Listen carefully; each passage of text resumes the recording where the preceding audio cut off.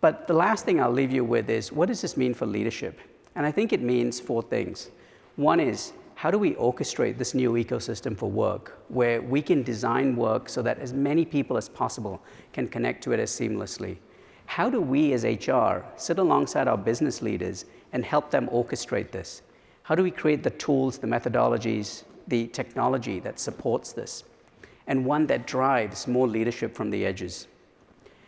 How do we curate the optimal set of experiences, that second question, for every human being who touches our mission, so that we're meeting him or her on their terms and not forcing them to comply with ours? How do we create leaders who are ambidextrous? There are going to be situations where we want to be agile and fail fast. What does that leader look like? But how do we also ensure that that leader understands where we need to be 100% right? 2 years ago, I was doing a research study, and the now retired CHRO of Bosch said to me, we're a 160-year-old privately owned German company. We get 99.99% compliance and accuracy, but we're also experimenting with no work levels. We are experimenting with agile. But I need leaders who understand when to do each. We make Tesla's brake systems. What happens if we do something and it breaks? Does Elon call me up and say, what did you learn from that? It's like, hell no. He's going to call me up and fire me and move on to the next vendor. So I need leaders who understand what the balance is and the nuances that call for different skills. And then the last thing I'll say to you, and this comment has stuck with me for years. Lena Nair, the CHRO at Unilever, and I were on a panel together.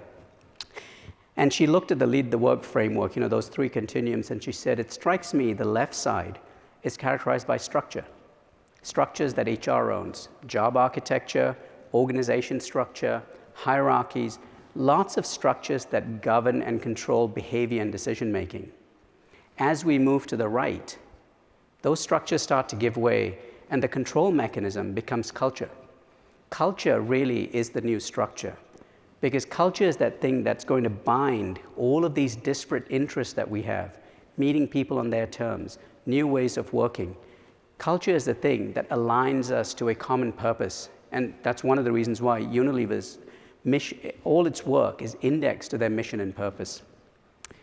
Last thing I will leave you with is, we all did this when we got iPhone 7, right? What do you mean I can't charge the phone and make a call at the same time? If you go back to those 2 things that are underpinning the great reset and reinvention of HR, I think so much of that is going to be down to us to keep perpetually reinventing ourselves, continuously challenging our legacies, continuously challenging, and asking why. Why do we have to keep doing it this way? Because just as technology is going to keep accelerating and rendering itself perpetually obsolete, just like iPhone 7 rendered every previous model obsolete, it's going to be rendering us obsolete. And I think the way we stay agile is by perpetually reinventing ourselves.